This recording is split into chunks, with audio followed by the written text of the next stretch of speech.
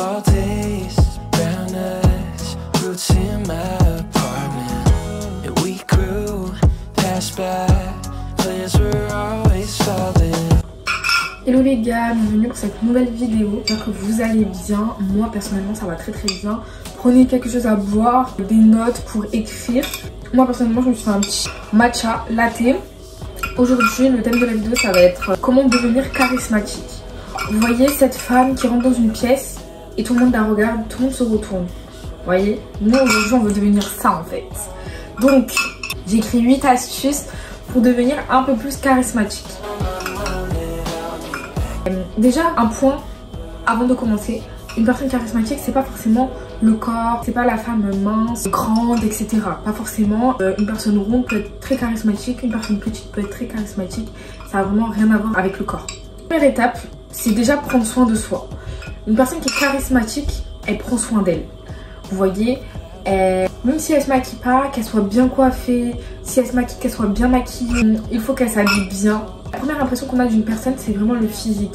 Elle n'est pas vulgaire, surtout pas vulgaire. Deuxième point, la femme charismatique, elle est humble et pas narcissique. Elle va toujours respecter les gens, être gentille avec les gens, ne pas mal parler aux gens. Et c'est ce qui va donner vraiment ce charisme. Une personne qui parle mal, qui traite les gens mal et qui ne dit bonjour à personne. Troisième point, bien se tenir.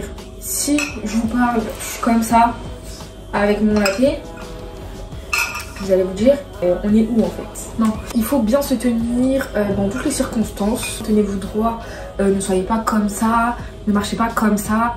Vraiment, marchez, ayez confiance en vous, marchez la tête haute, droite et voilà, personne ne peut vous arrêter, les girls. Ensuite, taisez-vous.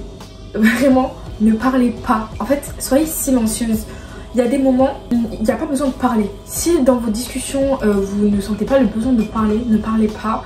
N'allez pas chercher une discussion juste pour avoir de la discussion. Vous voyez ce que je veux dire?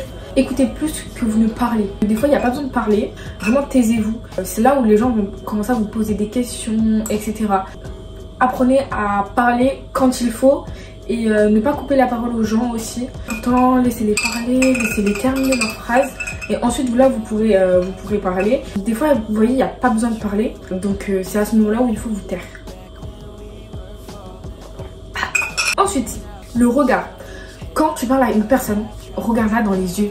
Je vous jure, ça fait toute la différence. Bonjour, quand vous dites bonjour à une personne, quand vous parlez à une personne, regardez-la dans les yeux. Déjà, c'est une forme de respect. Mais ça donne aussi un petit charisme. Contrairement à une personne qui va pas vous regarder, qui va regarder ailleurs quand vous lui parlez. Voilà, ça fait toute la différence. Ensuite, souriez à chaque fois que vous parlez. Moi, ça c'est vraiment un des défauts que j'ai, c'est que des fois, je ne vais pas sourire parce que voilà, je suis pas préoccupée forcément à sourire. Et les gens vont me dire, mais pourquoi tu tires la gueule? Mais souvent on me le dit alors que voilà, je tire pas la gueule. Mais voilà, souriez quand vous parlez, ça fait toute la différence aussi. Être à l'aise avec ses imperfections. On a tous des imperfections, mais il faut les accepter. Là, je vous parle par exemple, mon front il me stresse parce que j'ai plaqué mes cheveux vers le bas. Et en gros ça me stresse, mais je fais quand même la vidéo, je m'en fous. Et dans tous les cas, si ça dérange quelqu'un, je vous prie de sortir. Voilà. 10e point, s'il vous plaît, sentir bon. Je sais qu'il y en a qui ont des maladies, mais je vous jure, vous pouvez sentir bon quand même. En fait, l'hygiène c'est vraiment la base. La base de la base. Ok, vous serez belle, ok, vous êtes intelligente, ok, il y a plein de points sur ça. Mais si une personne va se retourner, c'est pas avec votre odeur de transpi ou de ne sais pas quoi qu'une personne va se retourner. Non, non, non. En fait, l'odeur c'est super important. Et je vous ferai, je pense, une vidéo sur l'hygiène, sur mes produits d'hygiène que j'utilise, comment j'utilise mes produits, etc. Mais en fait, une personne qui sent bon, ça fait vraiment toute la différence. Vous voyez, je parle avec une personne qui pue. Je vais pas lui parler très longtemps, vous voyez ce que je veux dire. Mais et je vais pas me retourner. Si je vous donne un petit conseil, je vais faire la vidéo. Mais pour les petits conseils d'hygiène, etc., vraiment utilisez des odeurs neutres. Que ce soit pour les gels douche, vous avez les Sanex, les Nivea qui ont des odeurs hyper neutres et qui sentent le propre. Pareil pour les déos, utilisez des déos neutres. Et tout ce qui est parfum, moi j'aime beaucoup les odeurs vanille. Après vous pouvez aussi utiliser des odeurs pas trop fruitées non plus, ou florales, etc. Vraiment quelque chose. Voilà.